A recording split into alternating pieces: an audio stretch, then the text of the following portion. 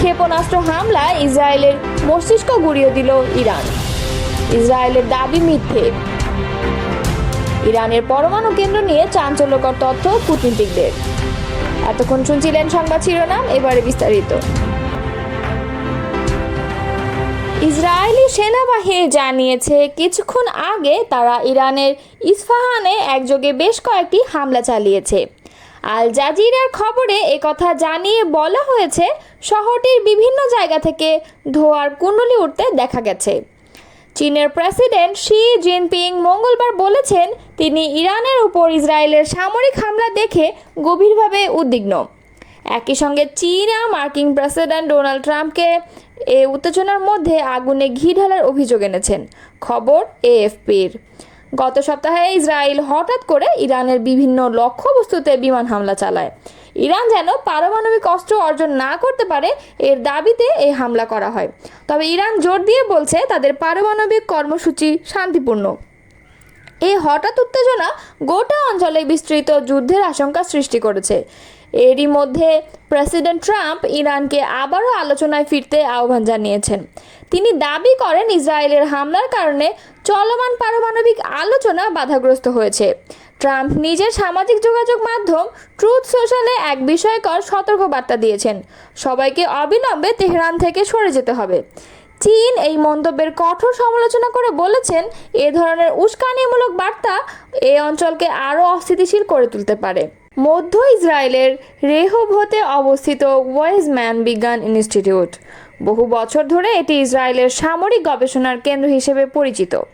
সোমবার রাতে ইরানের এক ক্ষেপণাস্ত্র হামলায় প্রতিষ্ঠানটি ব্যাপকভাবে ক্ষতিগ্রস্ত হয়েছে।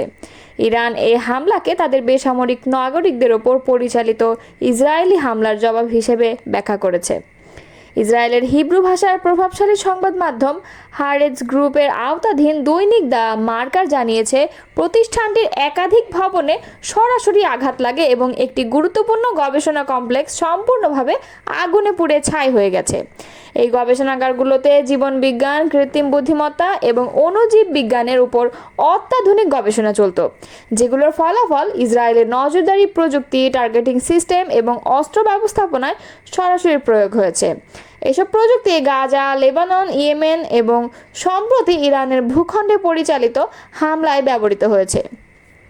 ওয়েজম্যান ইনস্টিটিউটকে অনেক সময় ইসরায়েলের বৈজ্ঞানিক ও সামরিক মস্তিষ্ক বলে আখ্যা দেওয়া হয়, কেননা এখান থেকেই মূলত পরিচালিত হয়েছে ড্রোন প্রযুক্তি, এয়ার স্ট্রাইক কন্ট্রোল সিস্টেম এবং যুদ্ধক্ষেত্রে মেডিকেল টেকনোলজির গবেষণা, যা বহুবার বিভিন্ন বেসামরিক জনপদের বিরুদ্ধে ব্যবহৃত হয়েছে। ধ্বংসপ্রাপ্ত গবেষণাগারগুলোর মধ্যে একটি পরিচালনা করতেন ইসরায়েলি অধ্যাপক এলদাদ জাহর। তিনি আণবিক কোষ জীববিদ্যার একজন প্রবীণ গবেষক। অপরদিকে অধ্যাপক এরান সেগালের কৃত্রিম বুদ্ধিমত্তা গবেষণাগারেও সরাসরি আঘাত লেগেছে। তিনি জানান, মিলিয়ন ডলারের যন্ত্রপাতি পানিতে ও কাঠামোগত ক্ষতিতে একেবারে ধ্বংস হয়ে গেছে।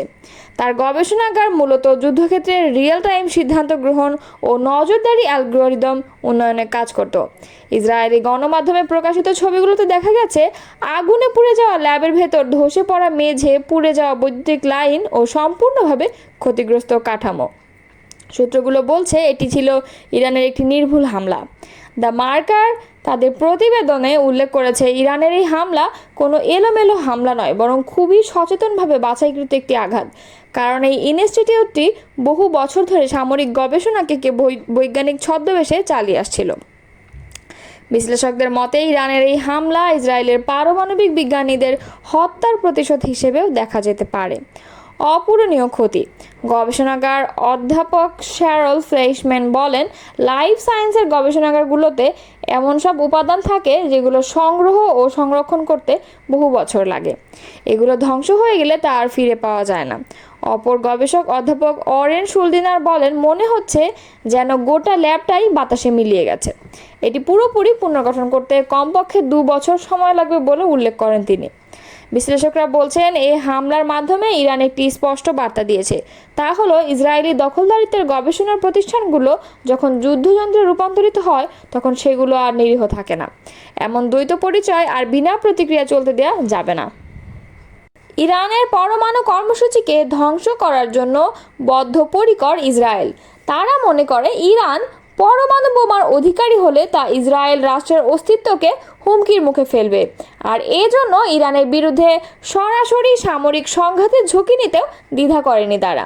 তবে এক্ষেত্রে ইসরায়েল যে যুক্তরাষ্ট্রের সহায়তা ছাড়া এককভাবে সফল হতে পারবে না তা স্পষ্ট করে তুলে ধরেছেন সাবেক ইসরায়েলি কূটনীতিক ও রাজনৈতিক বিশ্লেষক আলন পিঙ্কাস। আল জাজিরাকে দেয়া এক সাক্ষাৎকারে তিনি বলেন, ইসরায়েল একা ইরানের পারমাণবিক সামরিক অবকাঠামো ধ্বংস করতে সক্ষম নয়।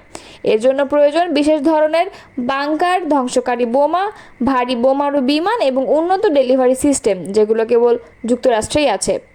বিশেষত ইরানের দক্ষিণে অবস্থিত ফোর্ডো ইউরেনিয়াম সমৃদ্ধকরণ কেন্দ্রকে ধ্বংস করাকে ইসরায়েল বড় পুরস্কার হিসেবে বিবেচনা করছে, কারণ এটি পর্বতগাত্রের নিচে নির্মিত এবং বিমান হামলার বিরুদ্ধে সুরক্ষিতভাবে গড়া। তাই ইসরায়েল যতই সফলতা দাবি করুক, এই কেন্দ্র ধ্বংস করা যে ততটা সহজ নয় তা ভালোভাবেই জানেন ইসরায়েলি জেনারেলরা। পিঙ্কাস বলেন, এই কারণেই নেতানিয়াহু বারবার প্রেসিডেন্ট ট্রাম্পকে সরাসরি যুক্ত করার চেষ্টা করেছেন, কারণ ইসরায়েল জানে শুধু এখনকার হামলায় কিছুটা প্রতীকী লাভ হলেও পরমাণু হুমকি দূর হবে না। এই জটিল ও গভীর স্থাপনার বিরুদ্ধে কার্যকর হামলা চালানো যুক্তরাষ্ট্রের অংশগ্রহণ ছাড়া সম্ভব নয়। বর্তমান পরিস্থিতিতে ইরান ও ইসরায়েলের মধ্যকার উত্তেজনা মধ্যপ্রাচ্যের নিরাপত্তা কাঠামোকে হুমকির মুখে ফেলেছে। ইরান তার পরমাণু কর্মসূচির পাশাপাশি আঞ্চলিক মিত্রদের মাধ্যমে প্রভাব বিস্তারে অব্যাহত রেখেছে। ইসরায়েল অনেকদিন ধরেই যুক্তরাষ্ট্র ও পশ্চিমা বিশ্বকে বোঝাতে চাইছে, ইরান যদি পরমাণু অস্ত্রে সক্ষম হয় তাহলে শুধু ইসরায়েল নয়, গোটা অঞ্চলের স্থিতিশীলতায় ধ্বংস হবে।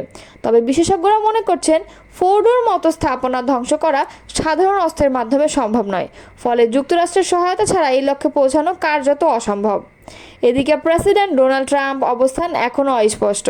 তার প্রশাসনের পক্ষ থেকে প্রতিদিনই ভিন্ন ভিন্ন বার্তা আসছে। এদিকে কূটনৈতিক সমাধানের ইঙ্গিত, অন্যদিকে ইরানকে হুঁশিয়ারি। এই দ্বৈত বার্তায় মার্কিন নীতিতে বিভ্রান্তি তৈরি করছে। পিঙ্কাস বলেন, যদি উত্তেজনা প্রশমিত হয় সেটা যুক্তরাষ্ট্রের মধ্যস্থতায় হবে, কিন্তু বর্তমানে হোয়াইট হাউস পরিস্থিতিকে যেভাবে সামলাচ্ছে তা থেকে নিশ্চিত হওয়া যাচ্ছে না তারা কী পথে এগোবে।